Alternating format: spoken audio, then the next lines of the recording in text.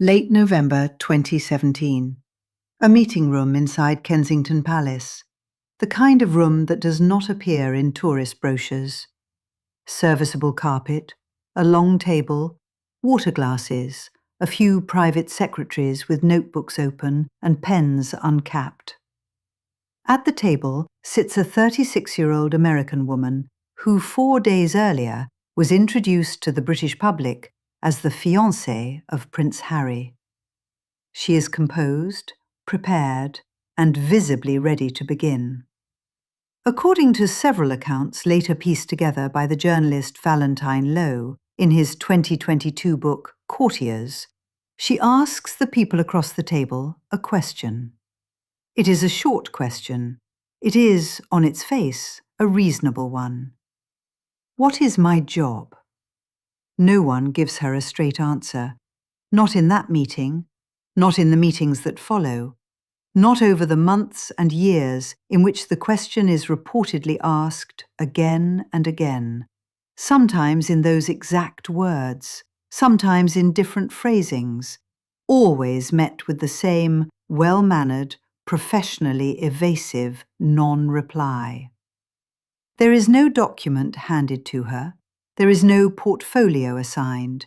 There is no remit, no terms of reference, no quiet conversation in which a senior figure sits her down and says, "Here is what we will need from you. Here is what we cannot allow. Here is the shape of the role you have just married into." There is only the soft, institutional silence of an organization that does not, in any conventional sense, know how to answer such a question, because it has never had to. That silence is the seed of everything that follows. The bullying allegations, the tiara row, the split of households, the lawsuits, the Sandringham summit, the Oprah interview, the Netflix series, the memoir, the plane lifting off from Vancouver Island in the first weeks of 2020. All of it grows from a meeting room in late November 2017 and a question that no one was equipped to answer. This is not a story about who was right. It is a story about a structural fact. The British monarchy, the institution into which Meghan Markle was about to marry, does not employ its members. It does not onboard them. It does not give them job descriptions. It absorbs them, slowly, on its own clock, and it expects them to absorb it back. To ask what your job is in such a place is to assume a frame of reference the institution cannot translate. That assumption, made in good faith by a woman who had spent her adult life building a career on initiative and message and brand, was the first crack. Every later crack ran through it. To understand why the question landed so strangely, it is worth pausing on the woman who asked it. By the time she met Prince Harry on a blind date in the summer of 2016, Meghan Markle was not a starlet. She was 35, divorced, biracial, the daughter of a black social worker from Los Angeles and a white lighting director from the world of American daytime television. She had spent 7 seasons playing a paralegal on the cable legal drama Suits, a steady role on a steady show that paid her, by her own later accounting, around $50,000 an episode. She had founded a lifestyle website called The Tig, named after an Italian wine she liked. She had given a speech at the United Nations on gender equality. She had been a global ambassador for the charity World Vision. She had her own publicist, her own stylist, her own Instagram following in the hundreds of thousands. She was, in other words, a woman who had built a public-facing career on the assumption that work is something you define, pitch, plan, and deliver. She had emails to send at 5 in the morning. She had causes. She had, above all, the American instinct that initiative is a virtue, that hitting the ground running is the polite thing to do for an employer who has just taken you on. The institution she was about to enter operates on almost the precise inverse of these assumptions. The British monarchy is not a workplace. It is an inheritance of unwritten obligations, performed slowly, ceremonially, and at the discretion of household private secretaries who have spent decades learning whose telephone call to take first. The working royals do not apply for their patronages. Patronages are offered to them, vetted, distributed by seniority, negotiated between Buckingham Palace, the relevant household, the Foreign Office, and the charities themselves, often over the course of years. There is no human resources department. There is no employment contract for spouses. Status inside the system derives from two things only: proximity to the throne and the unspoken hierarchy of the courtiers who actually run daily life. Both of those things, for the wife of the spare to the heir, were already settled before she walked through the door.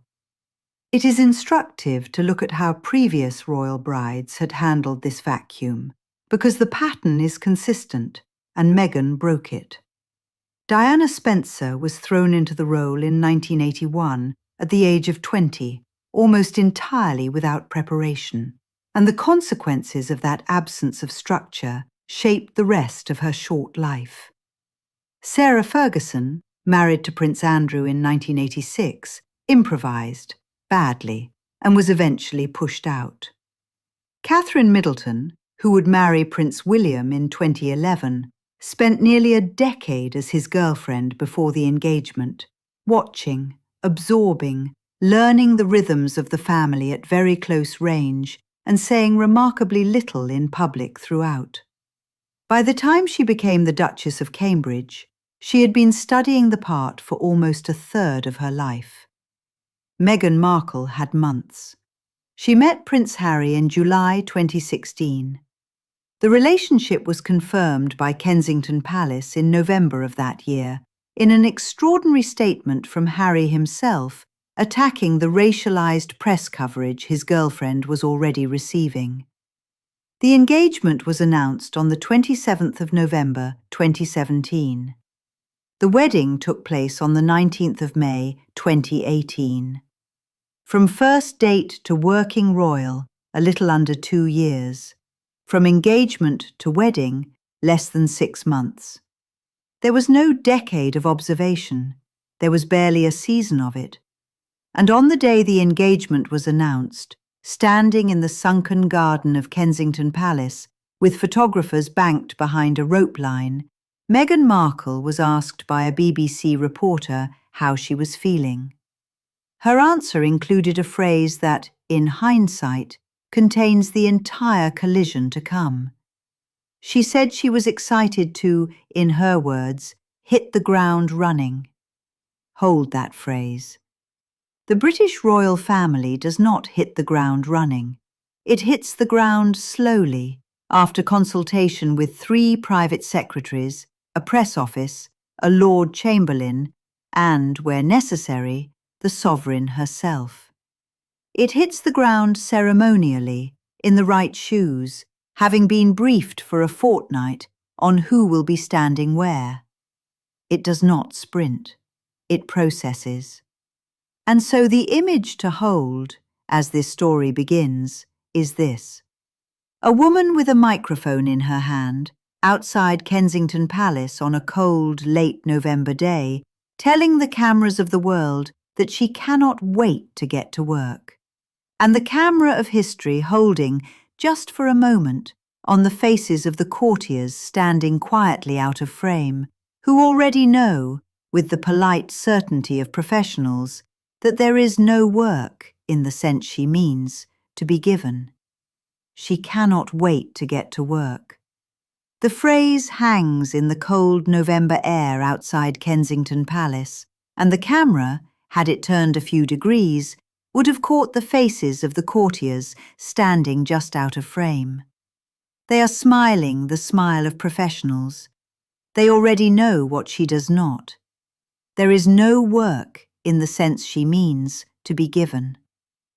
In the weeks that follow, Meghan Markle moves into Nottingham Cottage, the small two-bedroom house tucked into the grounds of Kensington Palace that had served as Harry's bachelor quarters. The press would later mock Notcott as unbecoming of a couple of their rank. Inside, the more pressing problem was not the square footage. It was the silence. According to Valentine Lowe, whose 2022 book, Courtiers, drew on extensive interviews with former household staff, Meghan arrived inside the institution with the working habits of an American producer. She sent emails before dawn. She asked for briefings. She wanted documents on her future patronages, on protocol, on the diary, on the structure of the office that would support her. She wanted, in essence, an induction. The household ran on a different clock and on a different governing assumption, that new royals observe first, absorb the unwritten rules, and act only after a long period of watching. Catherine, the then Duchess of Cambridge, had spent the better part of a decade as a girlfriend before her wedding, learning by proximity what could not be written down. Meghan had been engaged for 6 months. She did not have a decade. She had the autumn.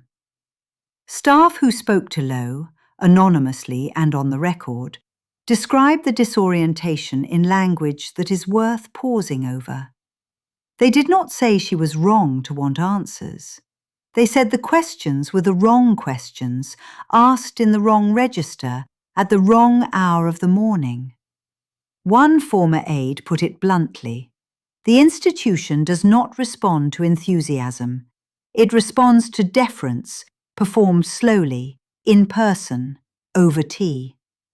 The 5 a.m. emails landed in inboxes that would not be opened until 10, and would not be answered until a meeting could be arranged, and the meeting itself would produce another meeting.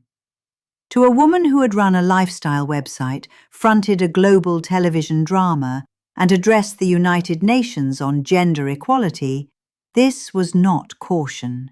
It was obstruction. The wedding preparations of spring 2018 produced the first incident to break the surface: the tiara. Meghan had selected, or believed she had selected, a particular emerald piece from the royal collection. Angela Kelly, the Queen's longtime dresser and gatekeeper of the jewels, controlled access. The accounts differ on what was said, by whom, and how loudly. Robert Lacey reported a row. Tom Bower, in his 2022 book, Revenge, painted it sharper still. The palace has never publicly confirmed the details. Whatever the precise temperature of the exchange, the underlying pattern is what matters. Meghan kept walking into rooms she had not known existed, guarded by people whose authority had never been explained to her, over objects and decisions she had assumed were hers to make. The tiara was not really about the tiara. It was about discovering, mid-fitting, that the chain of command ran through a dresser in her 70s who answered only to the sovereign, and that no one had thought to mention this in advance. In June 2018, 3 weeks after the wedding at St. George's Chapel, Meghan undertook her first solo engagement with Queen Elizabeth II. They travelled together on the royal train to Cheshire, opened the Mersey Gateway Bridge, lunched at Chester Town Hall. By all accounts, the day went well. The Queen, then 92, extended herself to her new granddaughter-in-law with the patience she had reserved over the decades for nervous mayors and visiting heads of state. Photographs from the day show the two women laughing under a shared blanket on the train. Meghan would later speak warmly of the Queen in interviews, and there is no serious evidence the warmth was performed. But warmth from the sovereign is not the same as a defined role from the system beneath her. This is the distinction Meghan would come to understand slowly and at cost. The monarch and the monarchy are not interchangeable. The Queen could be gracious over lunch. The Queen could not, and would not, instruct her private secretary, Sir Edward Young, to redesign the architecture of household life around a new American duchess. That architecture had taken a century to settle. It would not be rebuilt because one woman in Nottingham Cottage was asking, reasonably enough, what she was supposed to do on Tuesday. It is worth pausing here to explain, in measured terms, what the architecture actually is. The working royals of the British monarchy do not hold defined jobs in any conventional sense. Their portfolios are negotiated organically over years between household private secretaries, the Foreign Office, the relevant charities, and the Sovereign's Office at Buckingham Palace. New royals do not apply for patronages. Patronages are offered, vetted, distributed by seniority and by perceived fit. The hierarchy is fixed by proximity to the throne. William and Catherine had the next reign and the reign after that. Harry was the spare. Meghan, by the brutal arithmetic of relevance, was the spare's wife. There were only so many ribbons to cut, only so many causes to anchor, and the most prestigious had already been allocated to those further up the line of succession. None of this is written down. All of it is enforced.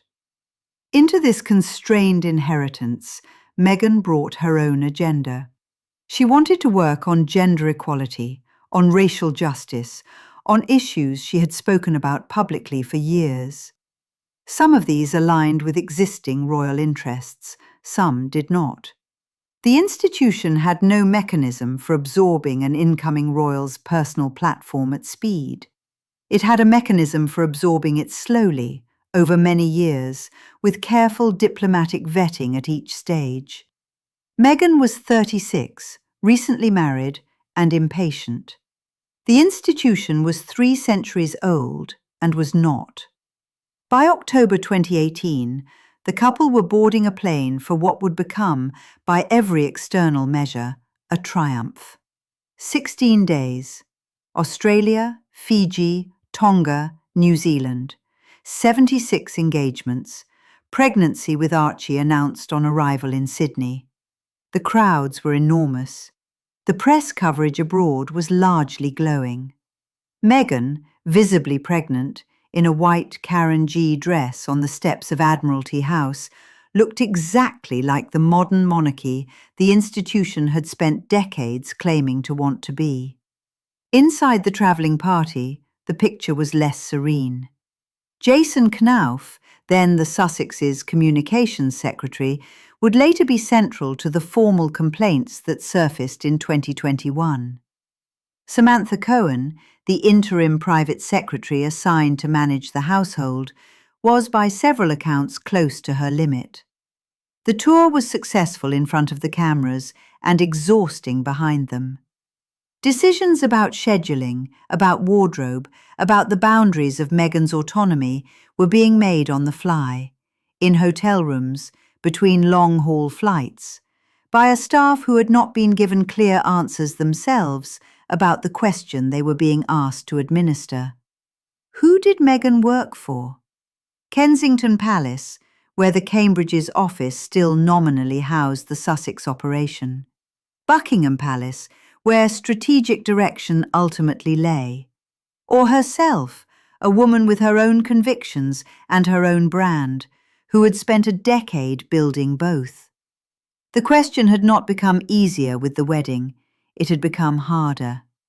Marriage had given Meghan a title, a tiara, a residence, a diary, and a staff. It had not given her a job description. And the more visibly successful she became in public, the more aggressively the unanswered question metastasized in private. Energy without portfolio is not a stable condition inside a monarchy. It is read, by the people who run the monarchy day to day, as ambition without permission. and ambition without permission in that building is the cardinal offence. The press, sensing the vacuum, began to fill it. Stories appeared, sourced anonymously to palace insiders, about Meghan's temper, her demands, her treatment of staff. The palace would not publicly contradict the stories. The palace, as a matter of long-standing policy, does not publicly contradict stories about its members. The doctrine is called never complain, never explain. In practice, in the late autumn of 2018, it meant that briefings against Meghan circulated freely, while briefings in her defence did not.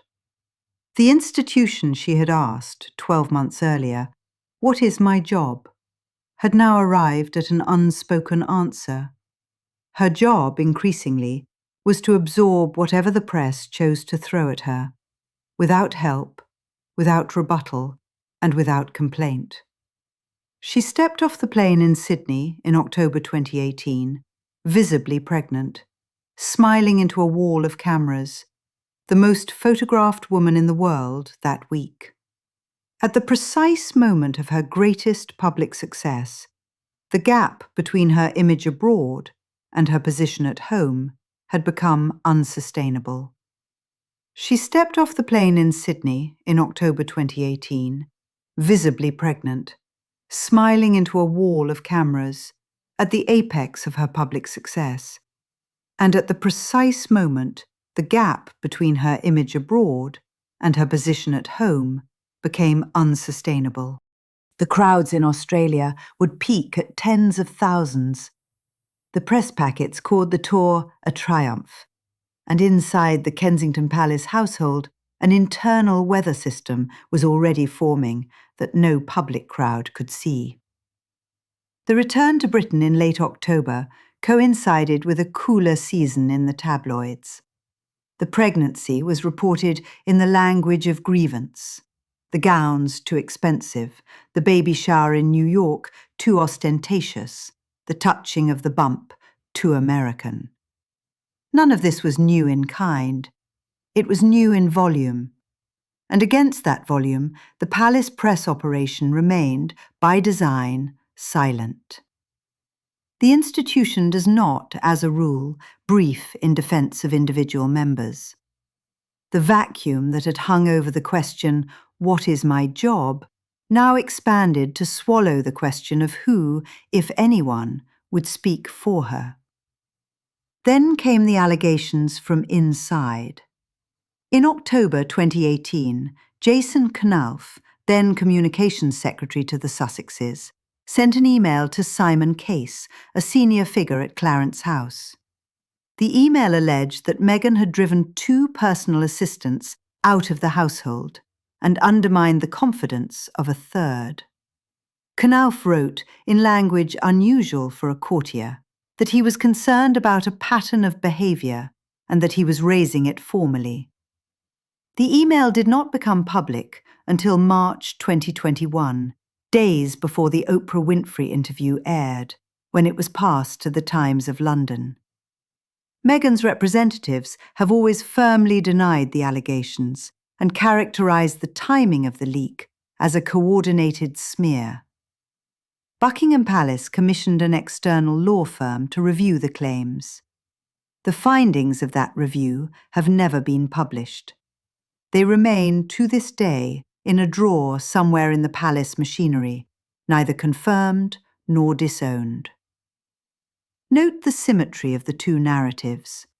From outside the walls, a brilliant new royal energising a tired monarchy, drawing crowds, lifting causes, modernising the image of the firm by her very presence.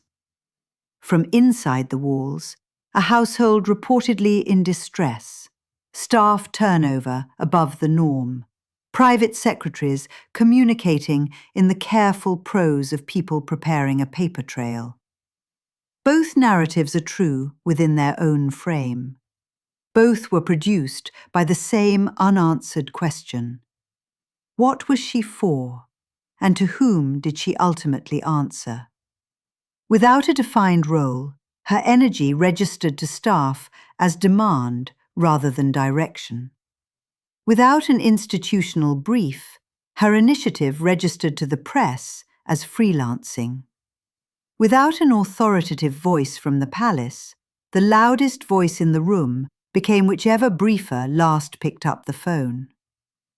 In the spring of 2019, the Sussex and Cambridge households were formally separated. The Sussex's office moved from Kensington Palace to Buckingham Palace. Their residence moved from Nottingham Cottage to Frogmore Cottage at Windsor, refurbished at a public cost of approximately £2.4 million, a figure that would generate its own news cycle and its own anger. The split was presented to the public as a natural evolution. As the two princes' families grew, it made sense, the briefing went, for each to have its own infrastructure, its own staff, its own communications team. Privately, according to the reporting of Valentine Lowe in Courtiers and Tom Bower in Revenge, the split was less amicable than that. Prince William, by these accounts, was unwilling to continue sharing operational infrastructure with a brother whose household was generating crises faster than aides could absorb them. Senior courtiers were not so much engineering a divorce as ratifying one that had already happened. The image, again, did not match the reality. The image was two thriving young royal families dividing sensibly. The reality was a containment exercise dressed in the language of growth. Archie Mountbatten Windsor was born on May 6, 2019. Within hours, an arithmetic question that had existed in legal documents since 1917 became a human one. Under the letters patent issued by King George V in November of that year, the styles of prince and princess were restricted to the children of the sovereign, the children of the sovereign's sons, and the eldest living son of the eldest son of the Prince of Wales. By that mechanism, Archie, as a great-grandchild of the reigning monarch through a younger son, did not qualify for the title at birth. He would qualify only when his grandfather, then Prince Charles, acceded to the throne, at which point he would become the grandchild of a sovereign through a male line. This was not new. It was the same rule that had governed every comparable royal birth for over a century. The Cambridge children were a separate matter, since their father was the direct heir, and a 2012 letters patent issued by Queen Elizabeth II had specifically extended prince and princess style to all of Prince William's children. In the Oprah Winfrey interview of March 7, 2021, Meghan would describe the discussions over Archie's title in different terms. She would say there had been conversations within the family about how dark her son's skin might be, and that the decision not to grant him a title at birth had been bound up with those conversations. The institution would point, calmly and immovably, to the 1917 document. Both readings live inside the same fact. A documentary's job is not to collapse them into one. It is to hold them apart and let the viewer see that the same event can be, simultaneously, a piece of routine constitutional housekeeping and a moment of profound personal injury, depending on which side of the meeting room table you were sitting on. The summer of 2019 was the turning point. The Sussexes launched the first of several lawsuits against British tabloid publishers, including the Mail on Sunday's parent company, over the publication of a private letter Meghan had written to her father, Thomas Markle. They faced sustained criticism for taking private flights, including to Nice and Ibiza, after publicly campaigning on climate. Harry, in September, issued a statement comparing the press treatment of his wife to the treatment of his mother, Diana, Princess of Wales, and used the word ruthless. The statement was not cleared through the usual palace channels. To senior courtiers, it confirmed that the Sussexes were operating on their own authority. To the Sussexes, the absence of palace protection had made operating on their own authority the only remaining option. Each side's reasonable response confirmed the other side's worst suspicion. By autumn, Harry and Meghan were on an extended break in Canada. The conversations that took place there, between the two of them and with a small circle of advisers, are not in the public record. What is in the public record is what happened on January 8, 2020. Without prior agreement with the Queen, with Prince Charles, or with Prince William, the Sussexes published a statement on their Instagram account announcing their intention to step back as senior members of the royal family, to work to become financially independent and to balance their time between the United Kingdom and North America. The statement appeared at approximately 6:30 in the evening, London time. Buckingham Palace had been given roughly 10 minutes of notice. Queen Elizabeth II is reported, in multiple accounts, to have been profoundly displeased, not at the substance, but at the manner. The monarchy is an institution that survives by controlling the order in which things are said. 4 days later, on January 12th, the Sandringham summit convened. The Queen, Prince Charles, Prince William and Prince Harry met in person at the Norfolk estate. Meghan, in California with Archie, joined briefly by telephone before the line was reportedly dropped from the meeting. The terms agreed there were uncompromising. There would be no half-in, half-out arrangement. A royal could not be a working royal part of the year and a private commercial figure for the rest of it. The Sussexes would either remain inside the framework, with all its constraints, or leave it entirely. In Spare, published in January 2023, Harry would describe this meeting as the moment he understood that the institution would not bend, even for him. The grey men, as he called the senior courtiers, had set the terms, and the family had ratified them. On March 31, 2020, the formal exit took effect. Patronages were returned or suspended. Military appointments were placed under review and would, in time, be removed. Within weeks, the world shut down for a pandemic, and the Sussexes shut their own door, eventually settling in Montecito, California, in a house bought with a mortgage they would later describe in interviews as a source of considerable stress. The unanswered question, "What is my job?" had finally received an answer. The answer was that the job did not exist in the form she had imagined it, and that the only way to do the work she wanted to do was to leave the institution that had failed to define it. Whether the institution had failed her, or whether the question itself had been a category error from the start, was a matter for the years still to come, and for a garden bench in Montecito, and for a conversation that 49 million people would eventually watch. A plane lifted off from Vancouver Island in early 2020, carrying Meghan and Archie south, the crown receding below them, and behind them in London, a sentence still hung in the air of a Kensington Palace meeting room from 3 years before, never properly answered. A plane lifted off from Vancouver Island in early 2020, carrying Meghan and Archie south, the crown receding below them.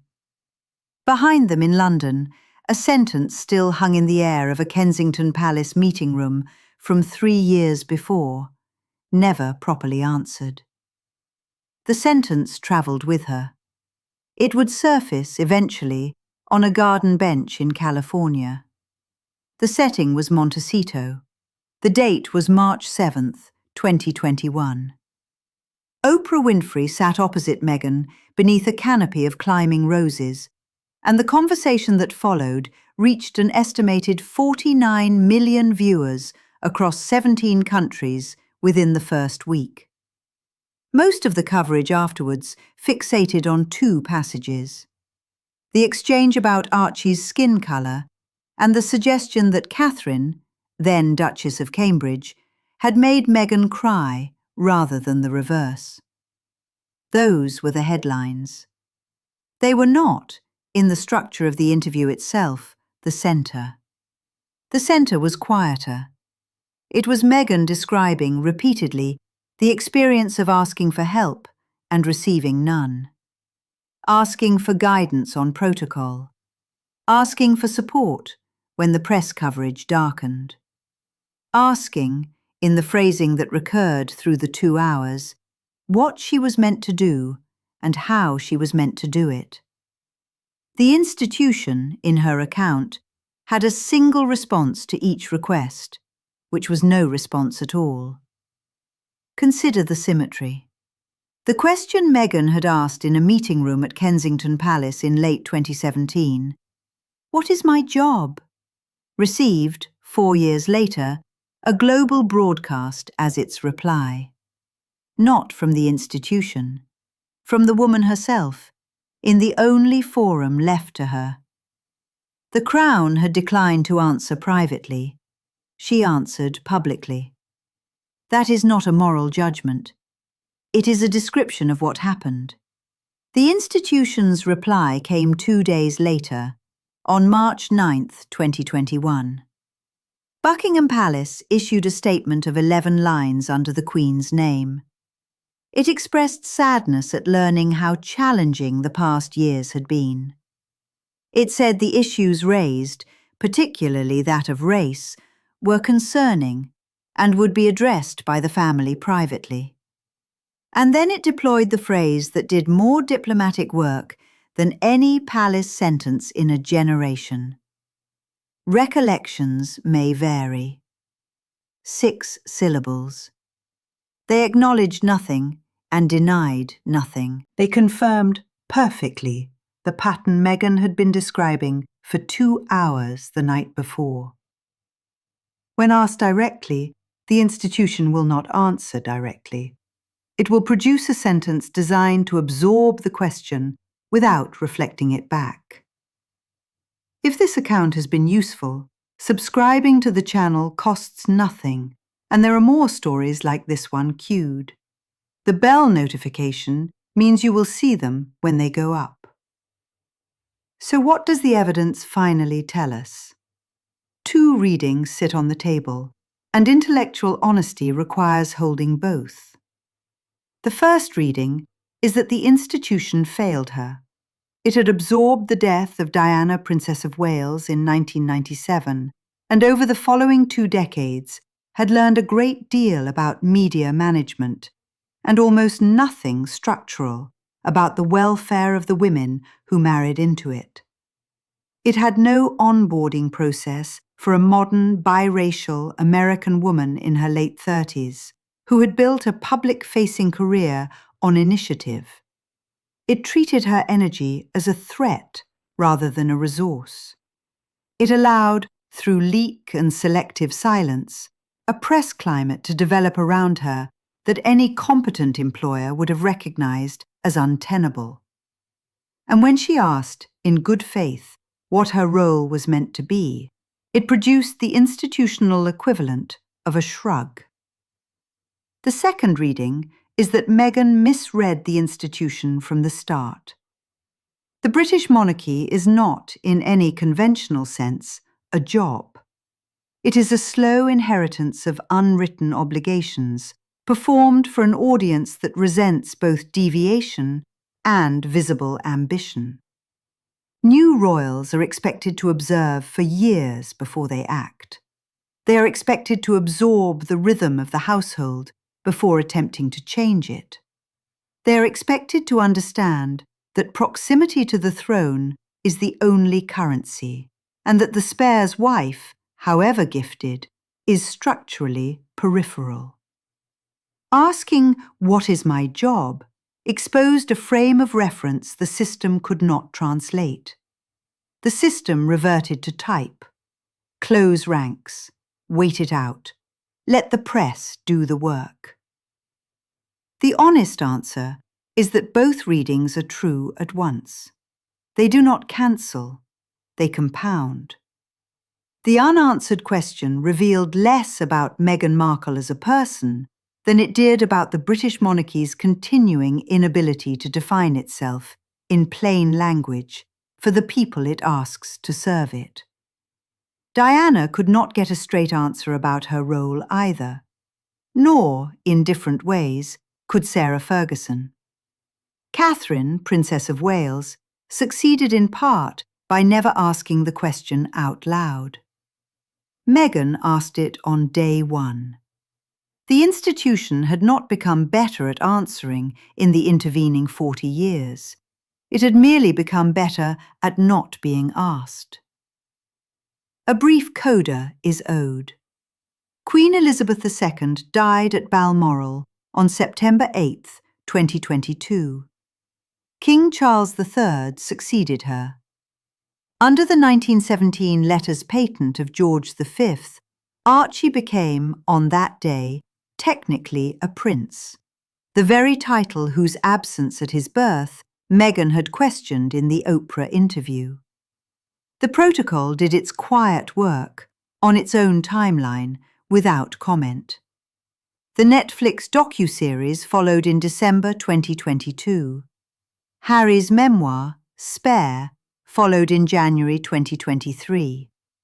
Each of them, in different registers, was the same act the Oprah interview had been.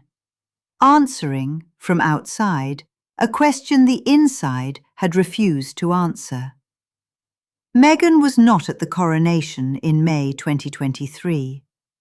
Harry attended, briefly, and left before the lunch. Return now to where this began. A late November day in 2017. A young woman in a meeting room at Kensington Palace, engagement ring still new on her finger, full of plans and patronages and what she imagined would be a portfolio. Across the table, polite, well-bred, professionally evasive men and women, fluent in the language of saying nothing while appearing to say a great deal. She asks what her job will be. They produce sentences that contain no answer. The meeting ends. Someone offers tea. The silence in that room is the real beginning of everything that came after. Not the tiara, not the bullying allegations, not the Sandringham summit, not the plane to Vancouver Island. Those were consequences. The silence was the cause. Every institution that cannot answer a simple question about itself is, eventually, asked that question in public by someone who has stopped waiting for permission. The Crown was asked, quietly, in a meeting room, by a woman who assumed the question was reasonable because in every previous chapter of her life it had been. The Crown declined to answer. The question travelled outward, to a garden bench in Montecito, to a streaming platform, to a memoir, to the front pages of newspapers in 17 countries. It is still in the room. An empty meeting room at Kensington Palace. Late afternoon light across the table. A chair pushed back. And a question, still unanswered, hanging in the air between the institution and everyone it has ever asked to belong to it.